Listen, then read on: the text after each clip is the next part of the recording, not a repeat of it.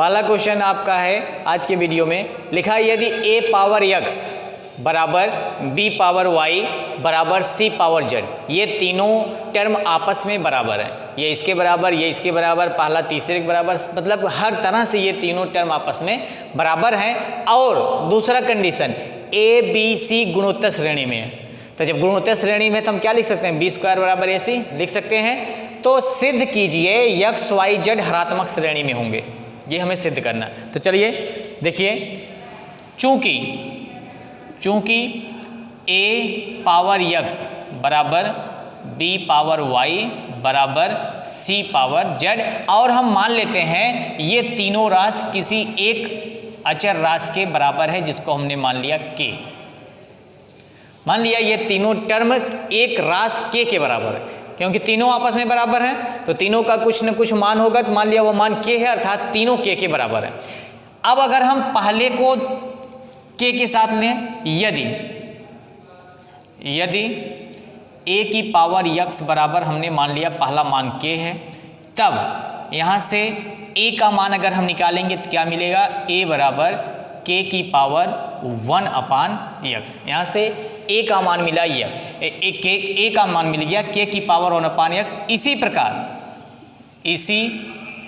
प्रकार जब आप b को बराबर करेंगे तो हम डायरेक्ट लिख देते हैं, इसी प्रकार b का मान क्या मिलेगा, k की पावर 1 अपान y,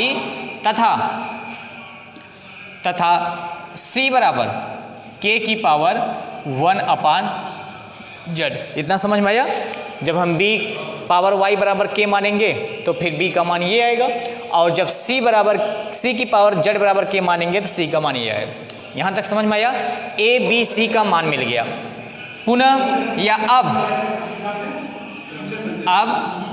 चूंकि a b c गुणोत्तर श्रेणी में ये दिया है, a b c गुणोत्तर श्रेणी में है, ये दिया गया है, इसलिए यहाँ से क्या लिख सकते हैं, लिख सकते हैं b स्क्वायर बराबर ac। अब b a c इनका मान हम रखेंगे, b का मान मान लिया यहाँ से क्वेश्चन नंबर फर्स्ट, a का मान फर्स्ट, b का मान हमने मान लिया सेकेंड, और c को मान लिया थर्ड। तो लिखेंगे 1 2 व 3 से, 1 2 व 3 से a b व c का मान रखने पर जो कंडीशन हमने लाया है b स्क्वायर बराबर ac, इस कंडीशन में समीकरण 1 2 व 3 से a b और c का मान रखेंगे, देखिए क्या मिलता है। चलिए मान रखते हैं b स्क्वायर, तो b का मान है k की पावर 1 अपान y, और इसका क्या कर देना है स्क्वायर, बराबर a इंटू सी, तो a का मान रखेंगे, a का मान है k की पावर 1 अपान x इंटू मतलब गुणा, फिर c का मान है k की पावर 1 अपान z। ये a और c का मान हो गया। या अब इसी को हमें सरल करना, k की पावर के ऊपर पावर लगाओ, दोनों पावर का आपस में गुणा हो जाता है, तो क्या आएगा k की पावर 2 अपान y बराबर। दूसरा घातांक का नियम होता है कि अगर समान आधार वाली राशियों का गुणा किया जाए तो उनके घात क्या होते हैं, जुड़ जाते हैं। तो k की पावर 1/x में जुड़ जाएगा 1/z। This implied that k की पावर 2 अपान y बराबर k की पावर 1 अपान x धन 1। या एक बार इसको तो हमने लिखा ही है। अब यहाँ से हम तुलना करा देते हैं। यहाँ से क्या करेंगे, अब घातांक के नियम में आप जानते हैं समीकरण के दोनों पक्षों में अगर समान आधार पे घात लगी है तो उनके घात क्या होंगे, बराबर होंगे। या this implied that 2 upon y बराबर 1/x धन 1/z। या इसी को थोड़ा सा और सरल करेंगे, 2 का गुणा है, अगर हम पक्षांतर करेंगे पूरे टर्म में 2 का भाग हो जाएगा, तो क्या लिख सकते हैं 1/y बराबर 1/x धन 1/z, और ये पूरे का अपान 2 हो गया। देखिए अगर आप ध्यान दिए होंगे तो आपको यहाँ से लग रहा होगा कि कोई 3 राशियाँ रही होंगी जो कि 1/x, 1/y, 1/z के रूप में रही होंगी, तो उनका समांतर माध्य इस क्रम में आएगा। देखिए अगर a, b, c 3 राशियाँ समांतर श्रेणी में हों, किसमें हों? समांतर श्रेणी में हों, तो हम क्या लिखते हैं? मध्य वाली राशि b बराबर a प्लस c/2। तो उसी क्रम में अगर हम a को 1/x सपोज करें, b को 1/y, c को 1/z, तो अगर इनको 1/x, 1/y, 1/z के रूप में रखेंगे तो इनका समांतर माध्य इस रूप में आएगा। अर्थात हम कह सकते हैं, हम लिख सकते हैं this implied date 1/x, 1/y, 1/z समांतर श्रेणी में होंगे, समांतर श्रेणी में होंगे, ये समांतर श्रेणी में। फिर आगे हम जानते हैं, हमको प्रूफ क्या करना? प्रूफ करना, सिद्ध करो x, y, z हरात्मक श्रेणी में है। तो अगर ये समांतर श्रेणी में है तो हम जानते हैं समांतर श्रेणी के पदों का व्युत्क्रम हरात्मक में होता है। 1/x का व्युत्क्रम करेंगे x आएगा, 1/y का y आएगा, 1/z का व्युत्क्रम z आएगा। This implied that x, y, z हरात्मक श्रेणी में है, हरात्मक श्रेणी में होंगे, यही प्रूव करना था, हैंस प्रूव। तो हमें क्या सिद्ध करना था? सिद्ध करना था कि सिद्ध कीजिए x, y, z हरात्मक श्रेणी में है। तो ये आपका प्रूफ हो गया, इसे आप लिख लेंगे। फिर दूसरा क्वेश्चन पे चलते हैं।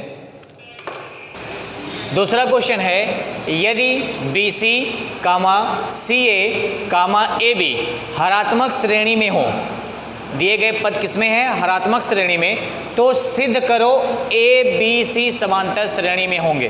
तो देखिए पहले हम लिखते हैं दिया क्या गया। चूंकि BC, CA,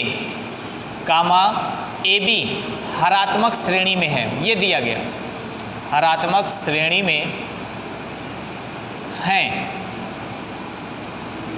अब आप ये जानते हैं, हमने पीछे ही बताया था, अगर हरात्मक श्रेणी के पदों का व्युत्क्रम कर दें तो क्या हो जाएगा? समांतर श्रेणी में। या क्या लिख सकते हैं? 1/BC, BC का इनवर्स 1/BC, CA का 1/CA, 1/AB। अब ये किसमें हो जाएंगे? समांतर श्रेणी में। हरात्मक श्रेणी के पदों का व्युत्क्रम समांतर श्रेणी में, समांतर श्रेणी में है। यहाँ तक समझ में आया? इसके बाद बताया गया कि अगर समांतर श्रेणी के सभी पदों में समान राशि जोड़ दी जाए, घटा दी जाए, गुणा कर दी जाए, भाग कर दी जाए, तब भी उसके पद समांतर श्रेणी में ही रहेंगे। तो चलिए हम सभी पदों में A, B, C से गुणा कर देते हैं। सभी पदों में, सभी पदों में A into B into C से गुणा करने पर, सभी पदों में A, B, C से गुणा करने पर, चलिए गुणा करते हैं। A, B, C गुणे 1/BC, A, B, C गुणे 1/CA, A, B, C गुणे 1/AB। अगर सभी पदों में समान राशि से हम गुणा कर देंगे तब भी ये क्या होगा? भी समांतर श्रेणी में है। ये भी किस में होगा? समांतर श्रेणी में ही रहेगा, भी समांतर श्रेणी में हैं। किसी समान राशि से हमने गुणा कर दिया तब भी ये समांतर श्रेणी के ही पद कहलाएंगे। सरल करते हैं। BC से BC कट गया, AC से CA कट गया, A इंटू B से AB कट गया, क्या बचा? या A,